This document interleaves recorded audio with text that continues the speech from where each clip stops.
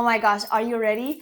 Are you ready? I feel like this is gonna be another very long video, but I'm so happy that you're here. I'm so happy that you clicked on this video because I can guarantee you that after this video, you will be the main character of your life and you will understand what it means and you will know how to use it in every single area of your life.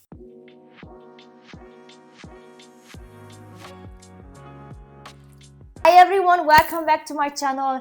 Happy Sunday. So this video I've been wanting to do for a long time, but I felt like I only want to do this video when I personally can feel what I'm talking about. I never talk about stuff that I read on the internet and I just make it up. I always try to bring stuff that is relatable to me, either at the moment or it happened before. So this is why it took me so long to make this video, because I've never felt like I was actually the main character of my life. But recently I've been feeling like that and I thought I want to share this with you. So this video has multiple chapters. The first one is going to be about what is being the main character of your life. It doesn't mean that you're selfish. It doesn't mean that you don't have friends or that you don't talk to anyone. I will explain what it means. The second part is going to be basically tips on how you can get to this mindset and how you can act like the main character of your life. And just basically, if you implement these tips immediately, you're gonna feel like the main character of your life. And the last part of the video is going to be my favorite, when I'm gonna be sharing actual examples for all of your life areas. So for example, I'm gonna bring a work situation where I'm gonna show you a very common work situation that probably happened to you or will happen to you, and you will know how to act like the main character of your life. Then I'm going to bring a relationship example. I'm going to bring family example. I'm going to bring, self-love examples. So make sure that you stay by the end of the video so you will not miss out on actual examples that you can literally start implementing tomorrow. Okay, the first chapter is going to be, what does it mean to be the main character of your life? As I said, it doesn't mean that you are not talking to anyone ever again. It doesn't mean that you're perfect. And whatever you do is like, everyone has to be okay with that. A lot of people also mix, when they say like loving yourself means that you're selfish. No, being the main character of your life doesn't mean that you neglect everyone. It doesn't mean that you can tell people, oh my gosh, you're so fat, and that's okay. It doesn't mean that you don't have to show up to work because you're the main character of your life. It still means that you have obligations, you have responsibilities, but it means that basically you center your own happiness in yourself. Like, you don't let other people, things that are outside of your control, and this is what I'm going to be talking about later on, you don't let things that are outside of your control dictate how you feel, what you do, and so on. So a selfish person will say that I'm not going to work today because I don't feel good and I deserve a good day off. Of course, if you're not feeling good, don't work. But there is a certain extent where you just don't want to work today and you don't go to work. That's a selfish person. A main character person would not say like, you know what, I don't feel like working today, so I'm not going to. They would say, you know what, I don't feel like working today, so let's try to find something good in it. And they don't try to find something good in outside things, because imagine you try to enjoy work because your favorite colleague is coming to the office. But imagine she or he is not coming to the office today because for whatever reason. Then it shouldn't mean that you're automatically sad. It should mean that you're going to try to find something in yourself that will give you happiness. For example, what I try to do is that when I go to the office and I really don't feel like it, I don't think about who's going to be there. I don't think about who am I going to talk to, who am I going to sit with. I think about what I can do as a sole person, like right here, that will make me happy. For example, I set some small goals and I tell myself, okay, if I reach these goals, I'm going to be happy. Or I decide that it doesn't matter who is in the office, I'm going to sit with someone that I've wanted to talk for a long time and I never get the chance. And if he or she's in the office, great. If not, I'm going to find someone else. So the main character is trying to find good things in herself. And this is one of the tips that I'm going to be talking about now, is that why is it so hard and how can you still do this, and why, most importantly, this is what is making you the main character of your life. Why is it so important? First things first, the main character knows what they want. It's not like, I know that I want to do this today, so no matter what happens, I'm going to do that. But they don't center their lives around other people, they center their lives around themselves. So, for example, if you're your main character of your life and you really want to pick up a new hobby, you would pick that up regardless of what happens. If you really want to visit a place, for example, somewhere, you would go to that place regardless of what happens. Main character energy is knowing what we want and going for it regardless of what happens out of our control, but still remembering that, for example, if you really want to go to an amusement park today, but you have to work, obviously you are not going to that amusement park, right? Because you have to work. But you don't say that, you know what, I had such a bad week at work, so I really don't want to do this anymore. You say that, okay, regardless of what happened at work, this Saturday, I'm booking myself to go to an amusement park.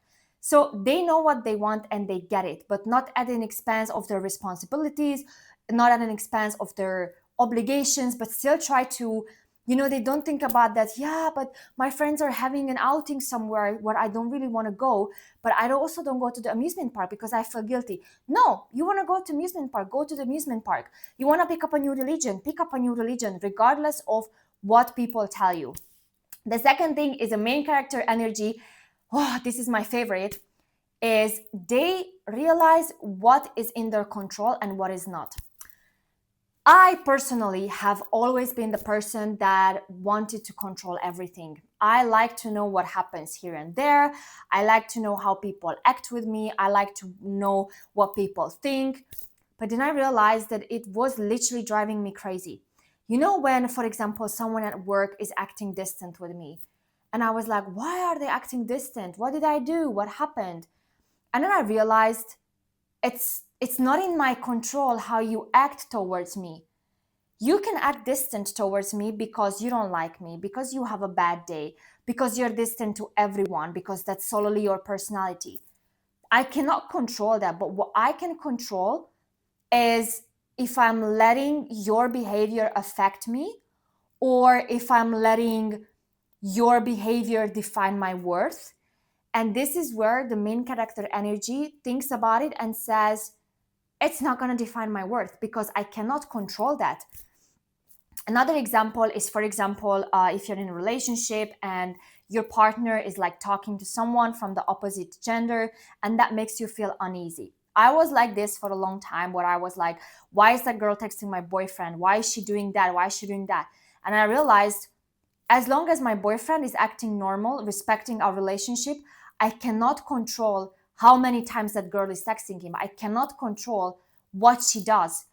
The only thing I can control is how I'm reacting to it. If I'm reacting like aggressive and stuff, that's not gonna happen. If I'm reacting like, you know what, this is out of my control, even if I get mad, she will keep texting him. Even if I don't get mad, she will keep texting him. So what's better for me? Because what I can control is how I react to it. What I can control is how I handle the situation. Another thing is, for example, when people say like, I'm afraid to do this because what if people will talk about me? People will talk about you regardless of what you do. Okay. People talk about me when I post videos, and people talk about me when I don't post videos. So I'm posting videos because I want to, and people will talk about me anyways. So why not at least make myself happy in the process, So this is really the core of the main character energy, when you realize what is in your control and what is not. And once you can decide, for example, today I was having this thought, and I was like, oh my gosh, I'm so stressed. What am I going to do if this happens? And then I realized this is out of my control. I cannot control what happens. So I thought, okay, the only thing I can control is like what I'm thinking about right now, because your mind is really powerful and you have to understand how it works. And secondly, even if this thing happens, I cannot prevent it. So I'm not going to lose my energy on it. And if it happens, great. It's a sign from the universe, from God, that this had to happen. And if it doesn't happen, also great, because I'm going to win something. So this is really one of the core things that you have to understand, is that you need to remember what you can and cannot control. The third thing, what you can do is basically don't react immediately. This is also insanely hard, but the reason why this is very important, main character energy, is because most people that react immediately react out of emotions. Main character energy doesn't react immediately because they are aware that if I'm going to react now, it's because I'm emotionally feeling something very heavy. If I don't react in like 30 minutes or in an hour and I can get relaxed and I react in 2 hours, I'm going to see the situation with more logic. And this is what I did yesterday when something triggered me and I just thought, okay, I can freak out and be like, oh my gosh, why is this happening to me again? Or I can relax. And to be honest, a couple hours later, when I revisited the same situation, I was like, thank God I didn't react because it's not that deep, really. And that helps me because I'm calming down and I'm getting more confident in myself, knowing that one, I can pause and not react. Two, that actually I'm thinking more with logics and reasoning and not with my emotions, causing myself stress, causing the people I live with stress, causing my family or my work stress. It's really just taking that pause and be like, okay, I cannot handle this right now, so I'm going to do something else.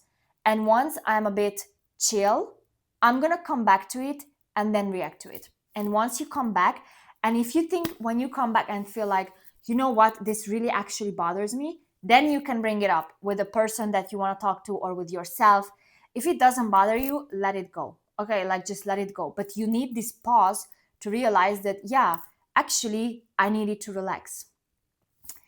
The fourth thing is that for main character energy, your happiness comes from yourself. Now I know exactly that a lot of people thrive to be happy when something happens. You know, you're happy when you get a promotion, which means you're sad if you don't get it. You're happy if you have a new job, which means you get sad if you're rejected.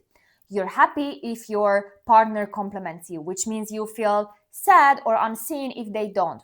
You feel happy when you dress up and people compliment you, which means if you dress up and people don't compliment you, you feel like you're not even that pretty. I understand that to a certain extent, chasing this kind of external happiness is healthy. Otherwise, nobody would have goals. Otherwise, nobody would have dreams. So, why shouldn't you chase, for example, a promotion? If I don't have a promotion, I would not do well in my job, because why should I do well in my job if I'm never going to get a promotion? But there is a fine line between thinking to yourself, like, you know what, I really want a promotion, so I'm going to do my job well. And there is a difference between, you know what, I really like this job and I just want to make myself proud. I'm insanely proud of myself if I can do a task that I didn't know I could do. And then when somebody gives that to me, I realize actually I did it. I'm insanely proud of myself when I do my makeup and it looks actually quite cool, even if nobody notices it, even if nobody says. I'm insanely proud of myself when I'm wearing a dress and nobody tells me how beautiful I am, but I look in a mirror and I think to myself, you know what, I lost so much weight, I'm looking better, I'm shaping myself in the gym, I'm actually happy. And this is where it's nice to have this external happiness and chasing, because yeah, I'm not gonna lie to you, if I get a promotion and I make more money, of course I'm gonna be naturally happier because I make more money, I can save up more, I can spend more, I can buy a house, I can buy a car. That's fine. But this is not what's keeping me going in my current job, the promotion. What keeps me going, because this is exactly like when I talked about motivation versus discipline. Motivation is getting that promotion, but you don't have this 365 days a year, because you cannot simply have motivation every single day. And then, for example, you get a promotion tomorrow. Okay, great, you have more money now. Do you think that the day after you're going to be motivated? No, because you just got a promotion. Why the hell should I be motivated? I cannot get a promotion for another 2-3 years. On the other hand, main character energy thinks that, yes, I'm going to do my job well, not because I want to have a promotion. If that comes, great, of course we're happy, but I'm going to do that to get confidence. I'm going to dress up because I want to. I'm going to do my makeup because I want to.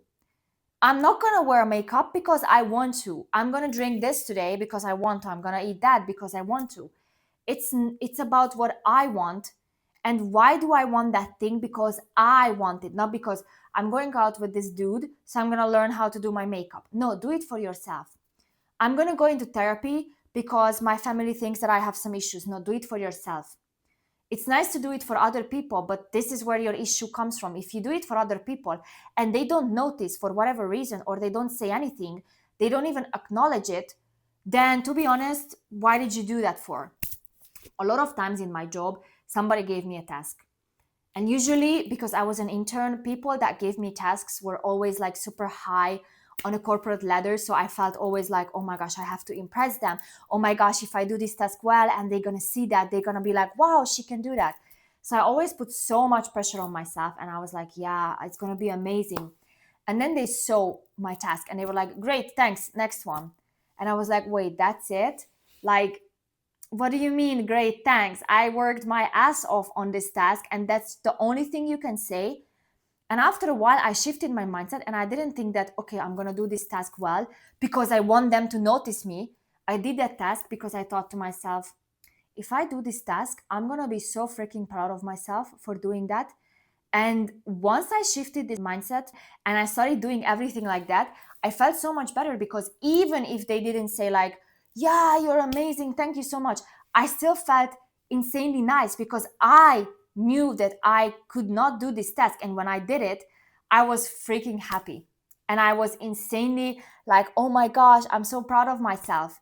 And after a while, they started praising me as well, because I didn't go and chase them for this external validation, but I thought to myself, yeah, he didn't say that the task was done. Okay, great. But I did it. But I told myself, I went home and I looked in the mirror and I was like, girl, I'm so proud of you. You're so beautiful. You did so well today at work. You did the task, or you couldn't do the task, but at least you tried. I'm so proud of you. And this made me feel so good. And the third part is what I'm going to bring you examples. So with the work one, I kind of brought this example. So you don't do stuff because you want promotion. You don't do stuff to impress people. You do that because you know that it's going to give you happiness. It's going to give you confidence. For example, if you are like me, you like to reward yourself after a hard task or after a hard day. And sometimes I'm like, you know what, this task is so boring, but if I do this, I'm going to reward myself with something. And that gives me such a boost when I do the task so well, actually, that even I'm like, wow, I didn't think I could do this well. And for some reason, I did it. With your relationship, I feel like the controlling part is the most important, like what you can control and what is out of your control. Even controlling your partner, of course, is not possible and it's not healthy. So really what I want you to focus on is how you can control yourself. What is something you can change? And if you think about it, every single time something happens, I try to write down like, this happened. This is what I cannot control. This is what I can control. And every time I write the list of things that I can control, it's all connected to me. I can control how I react. I can control how I interpret these things. I can control what my next action is going to be. Not my partner's or the person that is texting my partner or anything else. It's what I can do. It's what is in my control. It's what I decide that, is it going to affect my mood today? No. Why? Because at the end of the day, it's me. It's always going to be me. I'm the one that is always going to be there for me. I'm spending the most time with myself. So why shouldn't I act like I'm the main character of my life? Why shouldn't I act like I love myself the most? I know myself the most. Not my family, not my partner, not my boss, me. I know myself the most. And because of this, it's such a freeing knowledge that if you cannot control it, just let it go. You cannot control what kind of tasks you get at your job, but you can control how you are going to do those tasks. You cannot control who gives you appraisal. You cannot control when your partner is going to tell you how beautiful you are or how handsome you are. The only thing you can control is when you pass that mirror and you look in the mirror and you say, my partner didn't say that I looked good today, so you're very ugly. The only thing you can control is not to have this mindset, but you know what? It doesn't matter who says what. We know we are beautiful. And of course, you might ask me, but if I have to make myself this happy, then what's the point of, having goals that I can go for? Because I'm dressing up because I'm going out with my partner, or I'm doing this task so my boss will be impressed by me. I understand that. And that's completely a healthy way of trying to get external approval. It's not an issue to try to impress your boyfriend, because when I go out with my boyfriend, I also dress up a bit better, of course, because we're going out. What I'm trying to say with this one is that, and of course, every single person deep down tries to do their best job in order to get a promotion. What I'm trying to say is that deep down, even if that promotion doesn't come, even if your partner doesn't praise you, you still have to be okay with you. And this is why it's very hard, and this is why I'm trying to make this video for you, is to see that yes, it's nice to have someone telling you how beautiful you are, especially when you spend hours doing your makeup. It's nice to have someone telling you how nice your hair is when you spend hours doing that. It's nice to have someone telling you what a great job you've done with your work because this task was insanely hard. I get that. But the thing is that even if they don't say that, even if they don't appraise you, you still have to remember that you are that smart person, that you are that beautiful person. And the thing is, for example, if you're in a relationship and your partner like never appraises you, that's an issue. Then you have to talk to them, because what do you mean we're together? Okay, one day you don't call me beautiful, fine, I'm not gonna like go crazy. But if I dress up every single weekend for you and you cannot even say great job or something, that's an issue. Same with the job. If they never give you feedback, whether you're doing something good or bad, that's an issue. That's something you have to basically get asked, like ask them what's happening, or talk to your partner about this, or talk to your family if they also like never praise you. Because if they don't do it once in a while, that's fine, because yeah, everybody is busy. But if they never do that, that's another story which you have to talk about and escalate. Thank you guys so much for watching. I hope you enjoyed it. If you did, don't forget to like this video and subscribe to my channel so you don't miss out on more videos. I'm gonna see you guys in my next video. Have an amazing Sunday. Bye bye.